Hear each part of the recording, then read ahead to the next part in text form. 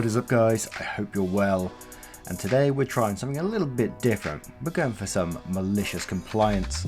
If you are new here, please consider hitting that like, the subscribe button, and maybe the notification bell. And let's get straight into it. Leave a note, you say? I used to work for a small town bank. This place was a mess and a half, with a lot of weird people working there. I was a part-time employee, and was there a grand total of 20 hours a week. But after about 2 months of working there, I noticed that the place was dusty and generally dirty, to which I thought was odd because we had a cleaning lady who came through every night. Her job was to vacuum, dust, and dump all the trash bins. It was rare if she ever did anything more than dump the trash bins though. I have an allergy to dust, so I was getting annoyed that nothing was getting cleaned. I decided to talk to the president of the bank, the most sheepish and non-confrontational person I've ever met. Hey Connie, can you ask the cleaning lady to actually dust? I have a dust allergy and I don't think you want me sniffling in front of the people all the time. I haven't seen dust anywhere. I run my fingers across the cabinet beside me and show her the dust. Oh well, I'll talk to her about it. I didn't have work the next day and when I came back, nothing has changed. Except the garbage beside where I work wasn't emptied. I go back to the president and tell her that nothing has changed. Well, if there's an area where you really need clean, I guess you could leave a nice note for her, so she can clean it. That's an excellent idea. I then spend the rest of my free time throughout the day leaving little yellow post-it notes everywhere, all of them saying, "Can you clean this?" The next day, all the notes are gone, and now none of the garbage has been taken out. I get called into the president's office where she proceeds to tell me not to leave that many notes again, and from now on, everyone is charged of dusting their own area. I was mad, but I could do nothing more about it. Fast forward about 2 years, I've quit that place and I'm happily employed somewhere. The cleaning lady actually does her job. I get a message one day from an old co-worker asking if I had heard what happened with the cleaning girl. Apparently the cleaning girl had got caught stealing money out of people's money drawers after someone finally put it together that it was this one till window that was ever short on cash. The idiot. Apparently even looks at security camera after she did her stealing. I hope she rots.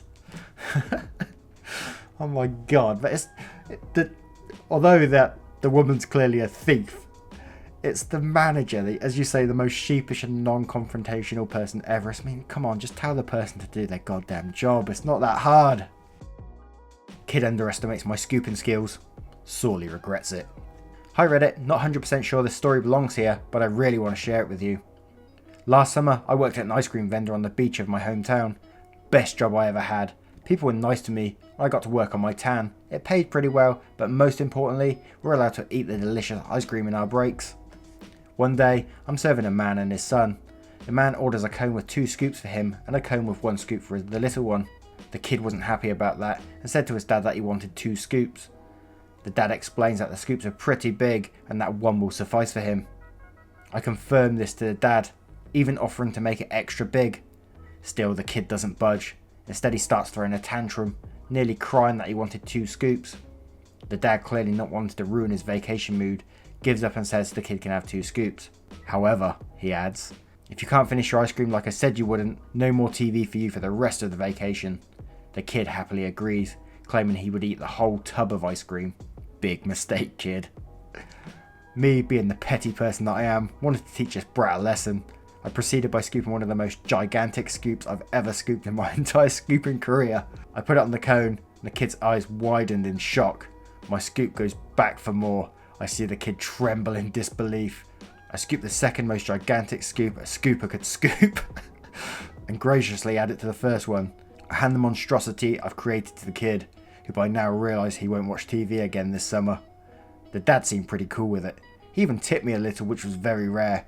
All in all, a pretty good day. Thank you for reading. That guy's amazing. I just got this picture of this kid just stood there watching this thing be created and his eyes getting bigger and bigger while the scooper guy is just grinning. Oh, you want to speak to my manager? Obligatory on mobile, bad formatting. For context, I'm an assistant manager at a large clothing store. On this particular day, I was the MOD, manager on duty, meaning I was the manager in charge of the store at the time. The day had been going quite normally. I'd been going about my daily task, cleaning the store, whatever, when a man walked into the store with about 4 kids in tow. I thought nothing of it at the time. Kids going shopping with their dad, nothing out of the ordinary. whatever. I thought it was just another customer, so I continue about my tasks. A few minutes later I noticed it's the dad by himself. I thought that was kind of weird given the fact he just had 4 kids with him. So I decided to look around the store quickly. Thieves are getting crafty after all. That's when I noticed that these kids are going absolutely fucking animal on the store. They're crawling on displays, into fitting rooms, biting. Yes, biting, I shit you not. The merchandise. At this point, I'm more than a little angry. I don't want these kids destroying my store, so I walk up to the man and attempt to explain to him what's going on. I realise quickly there's a language barrier, and he's having trouble understanding what I'm saying. Like, how hard can it be? Control your kids. Eventually he starts to understand what I'm saying and starts yelling at me, saying things like, "Don't tell my kids what to do. I know how to parent." This is when the malicious compliant part comes to mind. You don't want me to tell them what to do? Fine. So I leave him alone. Then I gather up all of the merchandise, plus 1 mannequin that these kids have damaged, and bring them all up to the cashier and wait. Eventually the dude comes up with his kids and the things he wants to buy. I bring everything through without incident and say, "Oh, and I'll be adding these items that your children damaged, as you don't want to control them. You break it, you buy it." At this point the dude was absolutely livid. He's yelling profanities, calling me names in a language I don't understand, and says, "I want to speak to your manager." When he says this, the biggest grin comes across my face, and I say, "Of course, sir." Do a little spin around and say, "Hello, sir, I'm the store manager. Is there a problem here?" The dude goes absolutely ballistic. I've never seen someone so angry in my life. He's yelling and screaming, and his kids are absolutely mortified. I give him time to finish and then inform him if he doesn't want to pay, I'll have to call security and let them handle this. At which point he throws his original purchase in my face and angrily asks me how much for the damage. After all is paid, he goes on his merry way, screaming the whole way out of the store about how he's going to report me, and I go back to my business. Just another day in retail.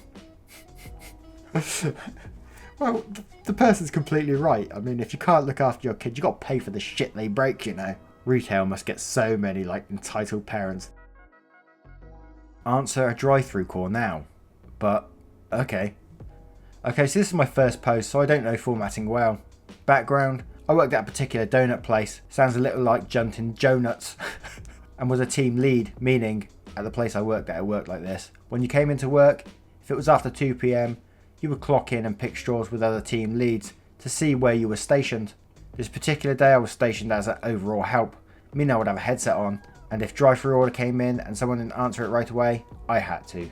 If a counter person was filling an order and there was a line, I would help by taking the order of the next person, and so on and so forth. People were very nice, and I knew a lot of older folks by their face, and would have their order up before they even got to the counter, because they always ordered the same thing. Story, it was Monday afternoon and I got the overall help position and was filtering between DriveThru and counter. No one was going through DriveThru at the time, and our front counter person went to use the restroom, so I filled in while she was away.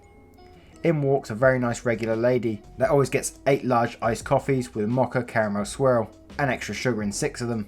If anyone here worked at Junkin, you would understand that the extra sugar in iced coffees require you to stir them more than you normally would, in order for the sugar to mix into the cold coffee. So I was 4 coffees into the order, and was just about to pick up the coffees to take them to the counter when the DriveThru ding goes off. I look over at the DriveThru team lead, let's call her Sam, and see her leaning up against the wall, cleaning gunk from under her nails. She doesn't answer her headset and looks at me for a few seconds. The conversation went like this. "You gonna answer that, lazy?"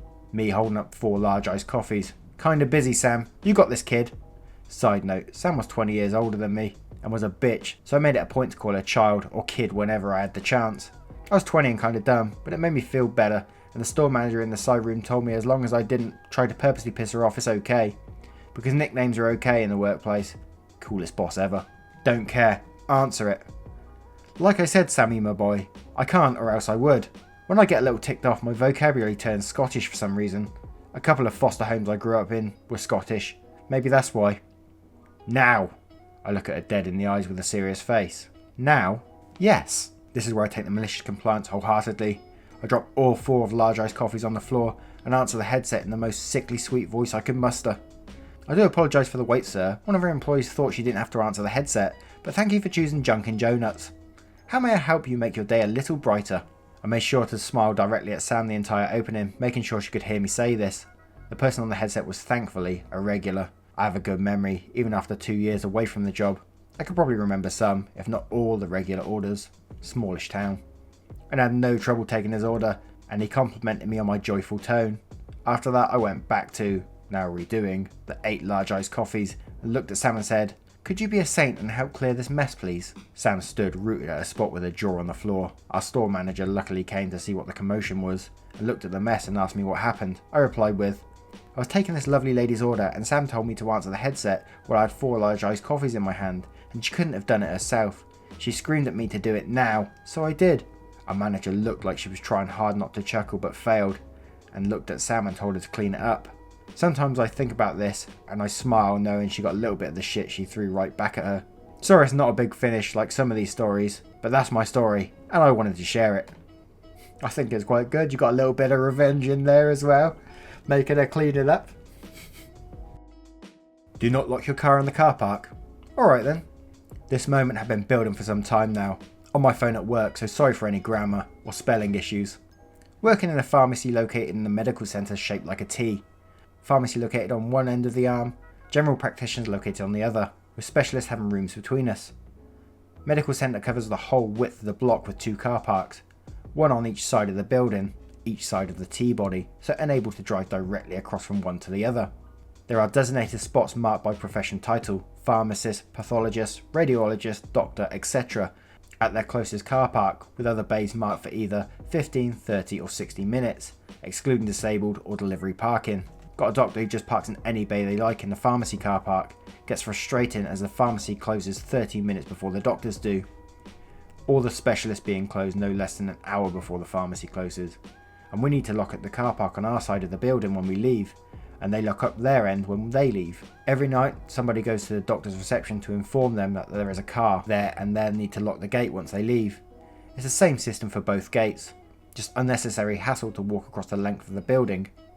This goes on for about a month before we get the building-wide email from the building head stating the rules of the car parks, indicating as per the rules clearly stated on the car parks, cars will be locked inside if after stated hours.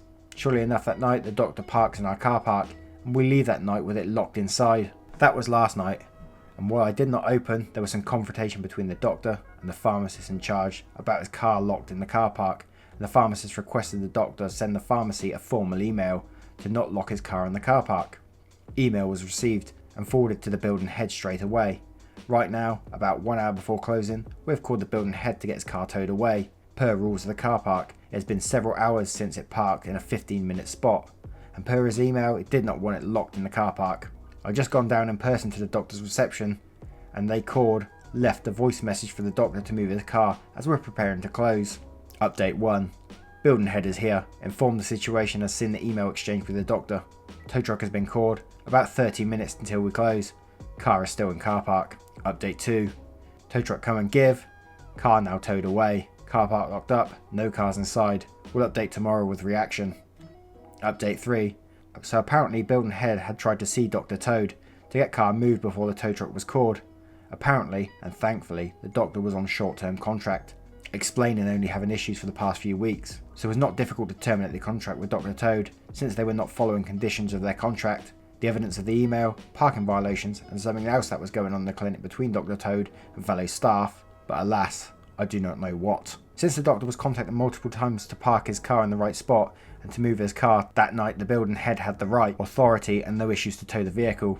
Building head had even had a printout of the email saying that Dr. Toad did not want that car locked in the car park when he yelled at her last night that they should be reimbursed for the impound fee before the building head asked Dr. Toad to leave the premises before the police were called. Great way to start the workday knowing we should, hopefully, not see Dr. Toad again. Once again, I hope you enjoyed this episode of Malicious Compliance. I had great fun reading it and I do like that subreddit, so I might do some more of that in the future. Let me know if you would like to see that. And thank you for all your support as always, guys. Take care now. Goodbye.